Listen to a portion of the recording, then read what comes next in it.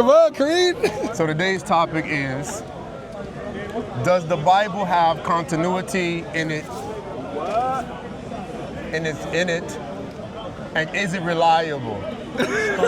As it pertains to its core doctrine. As it pertains to its core doctrine.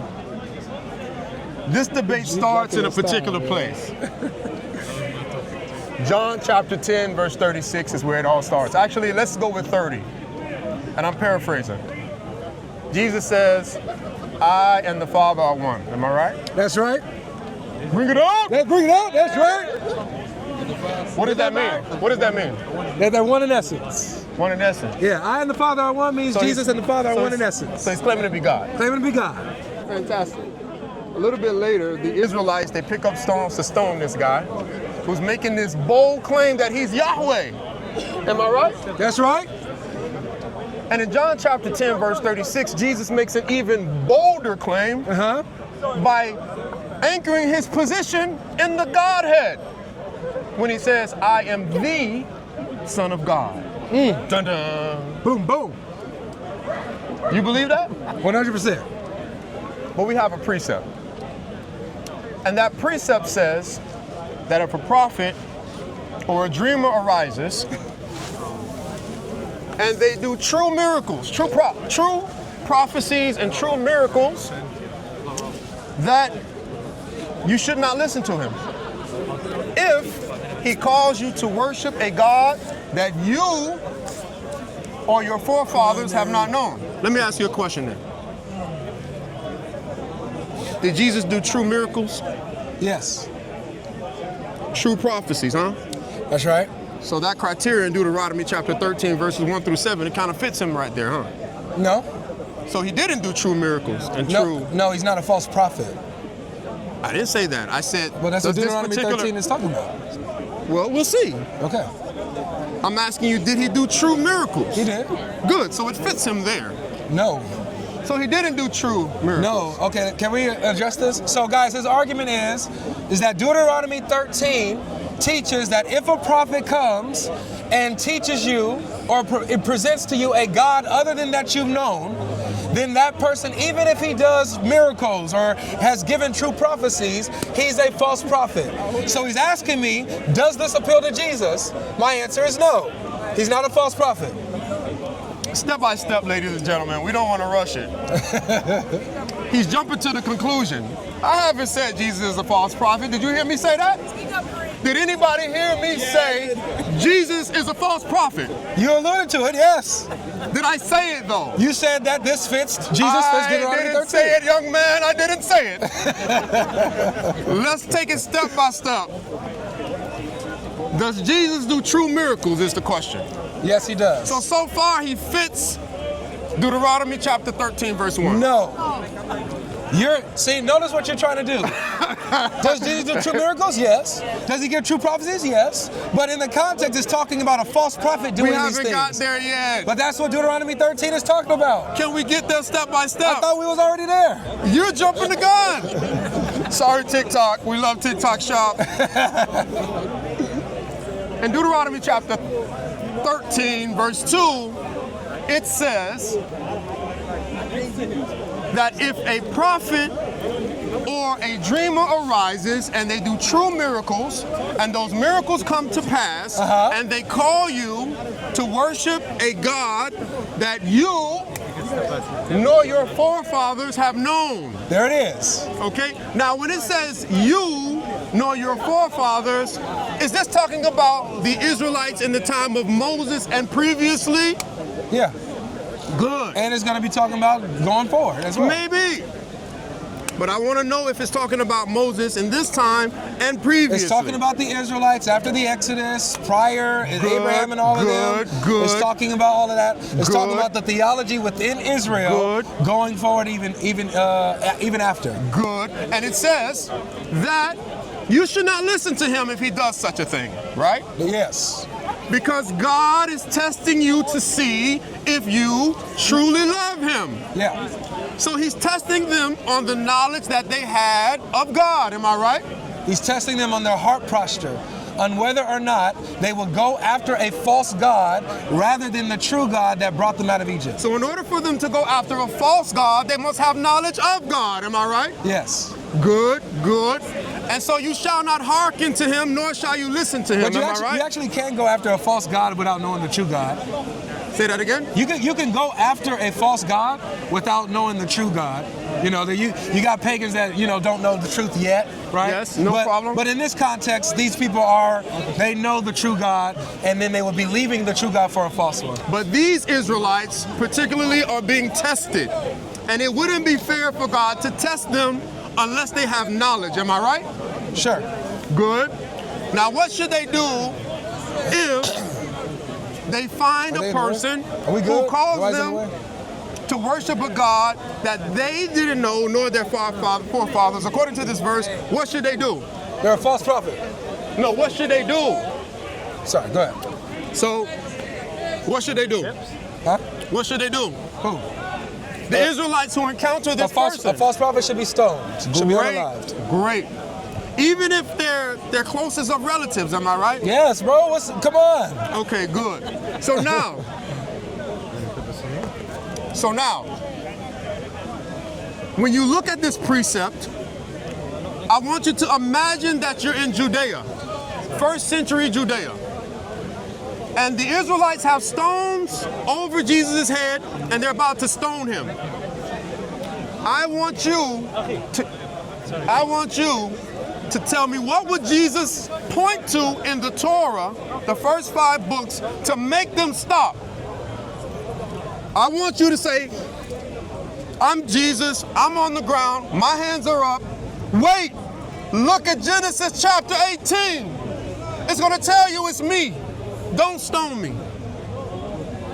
Oh, thanks for the verse. Bring it out. What do you mean bring it out? You just brought it out. Is that the verse? Jesus visits Abraham in the flesh, right? Appears in human form, eats with him, has his feet cleaned.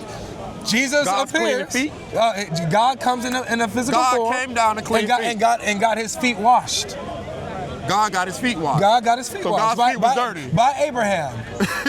It's actually what you do as a courteous to travelers. That's a courteous. It's in ancient times you show as a courtesy to your guests. You wash their feet and you feed them. It's not saying that his feet are dirty. It's a courtesy. Okay, I understand. No problem. Anyways, what I want you to do is show me this unique begotten divine son that Jesus claimed in the first 5 books of the Torah. Is it there? Wait, why are you limiting it to the first 5 books? I'm not going to limit you. Okay. That's what I did previously, but I'm not going to limit you today. And we know what happened. I'm going to tell you exactly what I told your buddy over there. Which one? That one right there. That one right there. I'm going to tell you what I told him. I'm not limiting you, but I do want you to present your evidence chronologically, and that begins with the Pentateuch. What do you mean chronologically? That means in order. No. Why are you why do I have to show you? So that you cannot use the tool of foreshadowing, because anybody can.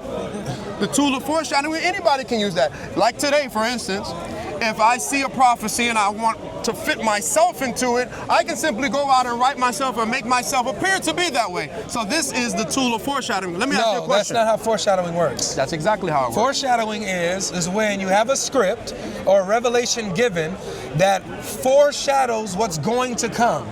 So you can't make yourself fit a foreshadowing when you fail it. You look at the details of what's written. It's either you fit it or you don't. Understood. Right? So if I go into the Old Testament and I see that it teaches 1, God is multi-personal, 2, one of the persons is the Son of God, then that's all I need. I don't have to show you in Genesis 1:1. I can show you in Psalm. I can show you in Deuteronomy. I can show you in the Song of Solomon. It don't matter where I go. So, if it is taught in the Old Testament, in the Tanakh, then I met your challenge, right? So that doesn't follow. Now the reason why that doesn't follow is because the writers of the New Testament could have easily written Jesus into these prophecies. Okay, so then now I have a problem now, because now you're saying, okay, I show you that Jesus, as the New Testament presents him, matches the Old Testament, but we can't trust what the New Testament says in the first place. I didn't say that. I said in order for you to prove your position, you must work chronologically from where it begins. Why? Because number one, I'm going to give you a few reasons. Okay. Number one, the Torah is the foundation of the Israelites. What is that? What is the Torah? The Torah is the first 5 books, the Pentateuch. Is that all the Torah is? You can include that. If you want to include the Tanakh, then you would say that the Tanakh includes the Tanakh and the Torah together. Okay, so for example, right? the Torah is the law, That's right? what you want to include. The Torah is the law, right? The Torah. Okay. You're so, dancing right now. You know that, right? I'm trying to make sure that we clarify your right. terms and your means so we know how to move forward, okay? All right. So, the Torah is the law. Yeah. Right? Okay. You went to John 10. When Jesus says, is it not written in your law, I said ye are gods? Where is that written? In Psalms. Psalms. Yeah. So Jesus called the Psalms the Torah? Did Jesus say, is it written in the Torah or your law? He said. So when he says your law, what is law in Hebrew?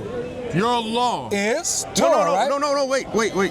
You see, this is your pinpointing. This is pinpointing something very peculiar, ladies and gentlemen. What this points out is that Jesus thought that these Israelites had been writing their own law. Oh, shocker!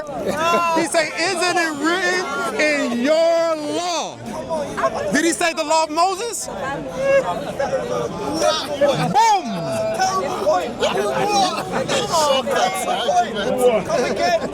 Look at the Christians rumbling. Look at them rumbling against General Creed. Look at them rumbling. Look at the Muslims confused. Look at them rumbling. Do you even understand the argument? They're rumbling. I understand the argument. He hasn't shown me the sun yet. No heckling, guys. So, when Speechless.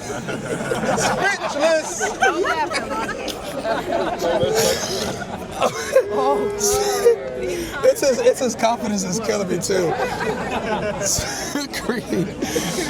So when Jesus says, is it not written in your law? Yes. You're saying that Jesus is accusing them of corrupting the book? Did he do so? Not this.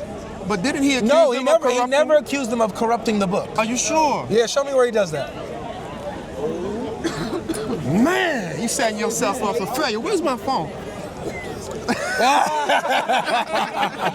Do you want to use mine? I can't remember the verse. I got it in a file over there. What would be the wording? Let me you're looking see for? here. Oh, I don't remember. The wording would be that he came to correct. He came to correct what had been lost. That one. Yes. He came to correct what had been lost. That is the verse. That doesn't exist. That exists. No. That exists. So, okay. Should I take my phone from this lady and show you? You can use my phone. I don't know the verse. I need I my know. phone. Look, I know what you're talking about. What he's actually talking about, guys, is he says, Jesus says, let me help, man. He said that Jesus said that he came to correct what is had lost. been lost. No, he says I came to save the lost. That's not the verse. That's in Mark chapter not the 10. verse. Yes, it is. That's the verse you're thinking of, bro. That's not Man, that Is that the verse? It doesn't exist. It doesn't exist. It doesn't So exist. what happened to that verse? It never. What do you mean? It never existed. It's in the King James version. No, it's not. I read it. You not? No, you haven't. I read it. You ain't read this one. Oh, hey, he probably read it in the Injil, y'all. Anyway, he's deviating from my point. He's deviating from my point. Let's get back to center, ladies and gentlemen. Focus, everybody, focus. Stop fanning over this dude, man. Focus. All right? John chapter 10, verse 36. Clearly, Jesus is making a point to say he is the Son of God. All I'm asking you to do very simply, and any Christian should be able to do this, with all honesty, if you believe that your book has continuity in it of your core doctrine, which means the Son of God, can you be a Christian without believing in the Son of God? No. That he is the eternal, unique, begotten, divine Son? No. Can you? The answer is absolutely not. So that means your core doctrine must be throughout your book.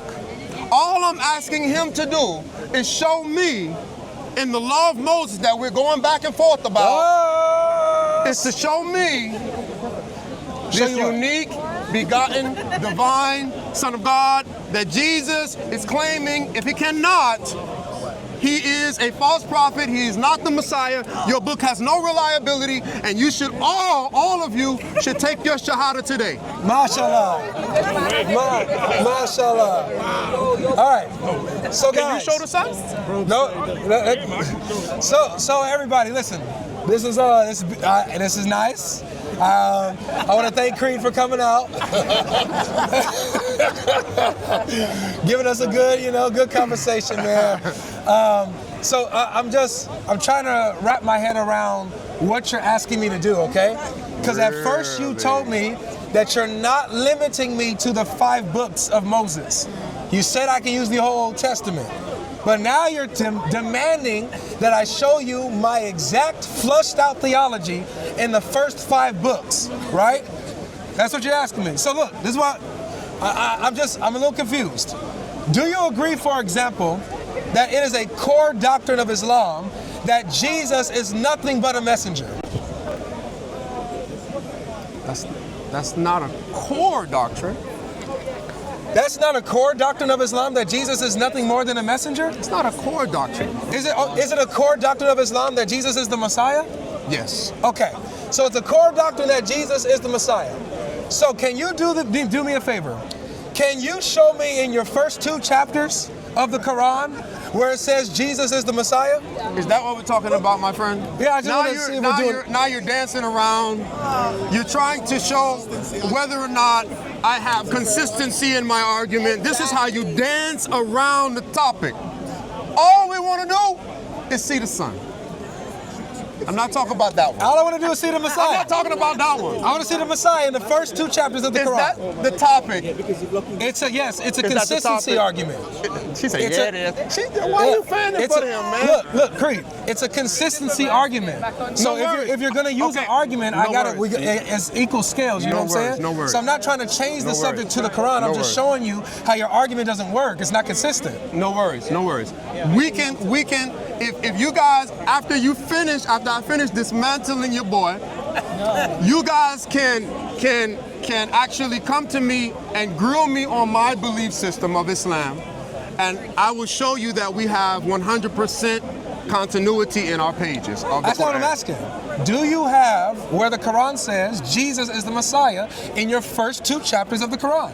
Yes. Now, why did I say that is a core doctrine?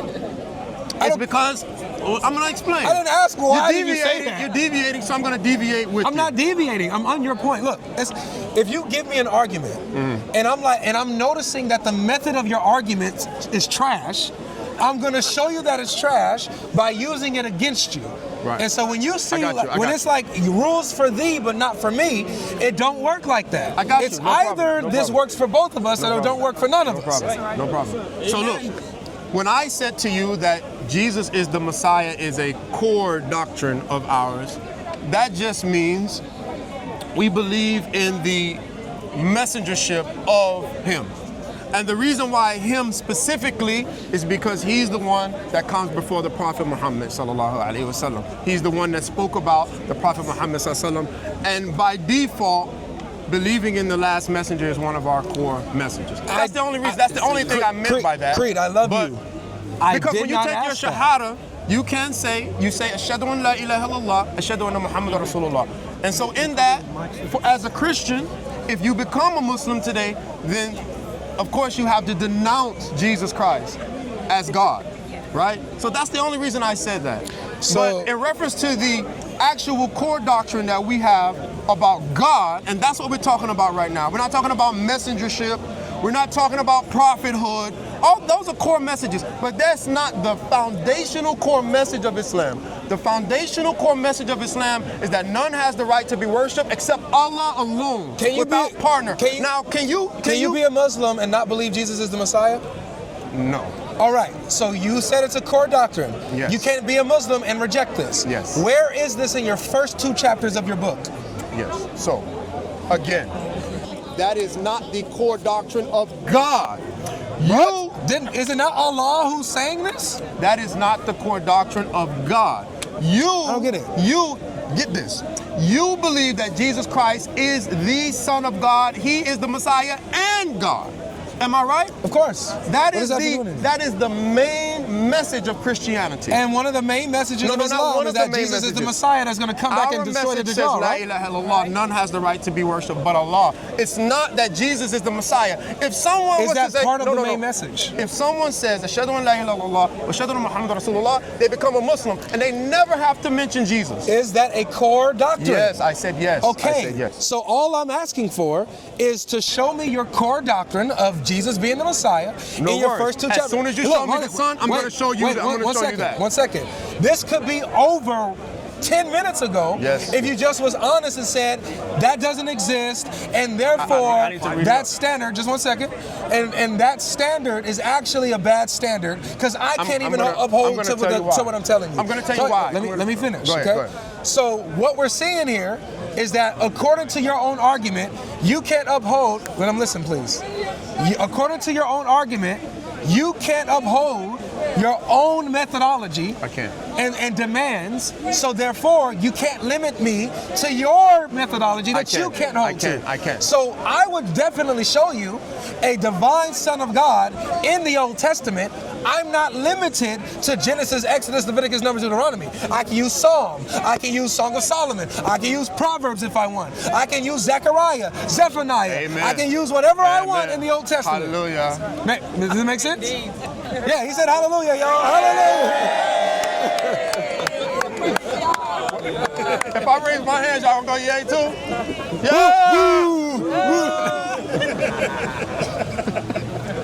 Let's clap it up for here. Yeah, crazy. Anyway, the reason why that argument doesn't stand, right? The reason why that argument doesn't stand is because the reason why I'm holding you to a particular standard is simply because, number one, the authors of your Bible are separate. They're separate. You have Moses, who has a book, the first 5. Then you have the New Testament writers, and then you have the writings of Paul. All of those are separate, but you claim that they have continuity. You claim that. The Quran doesn't have this problem. The Quran is one author, Allah subhanahu, that's it. Revealed to one man, that's it. Uthman. If you guys believe that, you got a real problem. Yeah. But anyways, I am not restricting you to just the Torah. Okay. Let me be clear. All I said to him is this. Only thing I'm asking is one simple baby thing. Which is? Go chronologically from the beginning. Sure. So, show me the Son. Okay. Begin with the Torah and then expand out. Sure. What's wrong with that? So, is that generous? It's okay, let's go. Okay. So show me chronologically in your book the Messiah. But we don't have that issue. What do you mean? You don't have the Messiah being mentioned chronologically in the beginning of your book, correct? You do? Yeah. All right, show me in the first 2 chapters. He's granting you 5 books, you grant us 5 chapters. No, where in the first 2 chapters? I can bring you Jesus mentioned in the first. Where in the first 2 chapters? Let's go. Show me the Messiah. Read it. You read it. I'll read All it. right, show me the Messiah. I'll read it. All right, this is Surah Al-Baqarah, Ayah 250. Ayah 253. Those messengers, we preferred some of them to others. To some of them Allah spoke directly. Others He raised to degrees of honor. And to Jesus, the son of Mary, we gave clear proofs and evidences supporting Him with Ruh al-Qudus.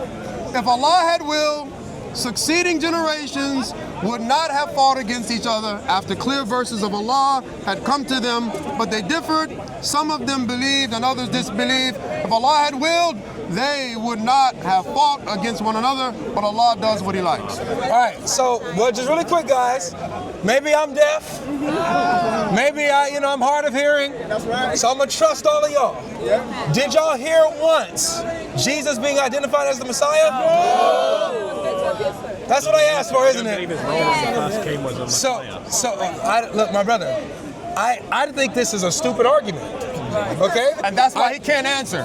So look, Because it's so stupid, he can't answer. It's either.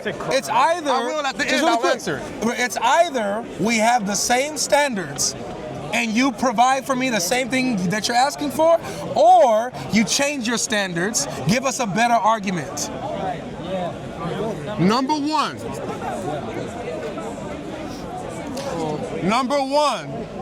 the author of the Quran is one. We don't have a compiled book from different authors. But you have We a don't compiled have a book. combined book and claim continuity. We don't have this problem. This is just nonsense. I mean, the Quran doesn't have it. It doesn't. You can't keep us to the same standard I'm holding you to. The reason why I'm holding you to this point. Hey. Quiet. See, you're not home. You're not home today. You're not home today, man. Not making sandwiches today. So, look, for us, we don't have this problem. You have this problem as Christians. What's the problem? That you have a book that comes from Moses. And you claim it's true. You claim it's true. You have a book. I'm sorry, Allah claims it's true. You have a book that comes from the prophets. Hey, show me in the Torah where it says that God doesn't begin or is begotten.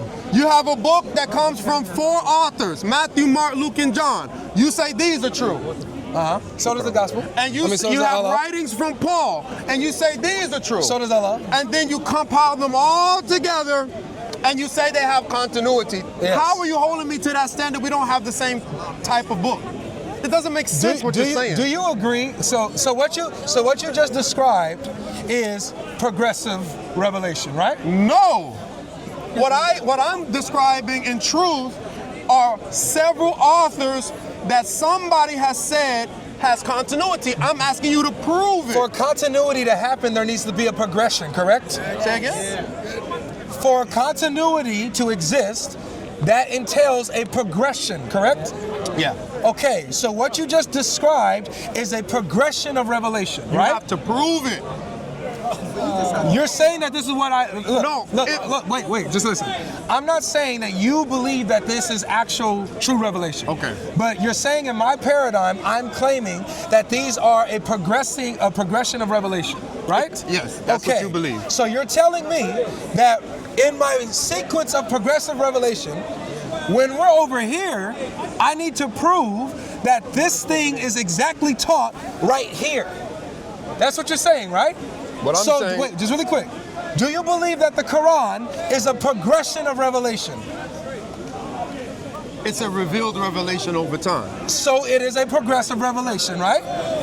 In some sense, yes. Yes, because it was revealed over a period of 20 time. Yes. Thank you. That's the so sense. it's a progressive revelation. Yes. So I'm asking the same thing. Yes. Show me what's taught here, right here in the Quran. Why are you running to my Quran? Because again, why are you running to my Quran? I'll show you why. You're dancing. I'll show you why Stop again. dancing all over the whole high part. reason why I'm bringing up the Quran in light of your argument Because you can't is answer. because you're demanding a standard that you cannot hold to. So what? You know, the easiest way out of this mess, logic, is this. Is to answer. That right? Then the debate is over, right? If you can show me the divine Son of God in the first Bible to the Torah, debate's over. I'll walk away. You already did. Genesis. I'm going to get out of here. Genesis I'm not even 18:1. going to debate nobody else. I'm finished. Show it. Okay. So I guess, guys, He can't show it. it looks like we're at a standstill here. You know, he's asking me to do something He doesn't want to that do it. he himself can't do for his Quran. I Rules for thee, not for me. Inconsistent standards. So we see, So run away. guys, I want you guys to learn from this. The telltale So run away. of a bad argument So run is away. something that backfires. So run away, If ladies your and gentlemen. argument If somebody backfires asks against you you, about one your second, Messiah, Go. If your argument backfires against you, if you can't do what you're asking your opponent to do, then your argument is false. It sucks, throw it away. Or else you're gonna look like this in front of hundreds of thousands later on. All right? So with this being said, I would, if I was Creed, if I was a Muslim, if I was a mu'min, what I would do is I'd say, you know what, Logic? That's a good point. Let me move it. Let me change it up a bit. Can you show me anywhere in the Tanakh, in your Torah as a whole, that it teaches that God has a begotten son? Can you show me that or not? Nephew. And the answer would be yes. Nephew. You gotta stop showing out here, man. Alright? You gotta stop showing out. First time I seen a belt with a dress.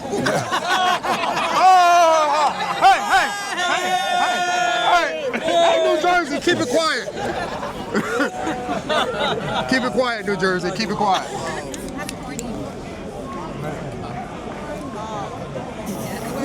So, the Lakers, huh? So, anyways, I want to speak to the Christians listening to Logic here today. So this is the thing. If somebody asks you about your core doctrine of God, not about whether I have the Messiah in my Quran, because that's a pivot. You know that's a pivot. I'm talking about God. God. You believe Jesus is him. That doctrine needs to be in your Bible everywhere. If you hold me to that standard, then why hasn't your boy answered? I have answered. I have Now you're answered running you. to an excuse. You're running to an excuse. Goodness. Brother, Creed. Show me the sun. You were the first Everybody, one. where the Muslims at, Creed, man? Creed. We want the sun. Creed. We want the sun. Where the Muslims at? We want everybody on TikTok. We want the sun. Come on, man. Creed, you were the first one. But guys, remember in the very beginning where Creed was the one who showed us Jesus in the Old Testament? Yes. Where Genesis 18? And you're like, you did the work for me, man. So guess what? We have the Son. We have the Son. We have the Son. We have the Son. That makes y'all feel better. Anyways, I'm gonna let my nephew off the hook because I don't want to have to spank him out here. So, good debate. Good debate. That's a nice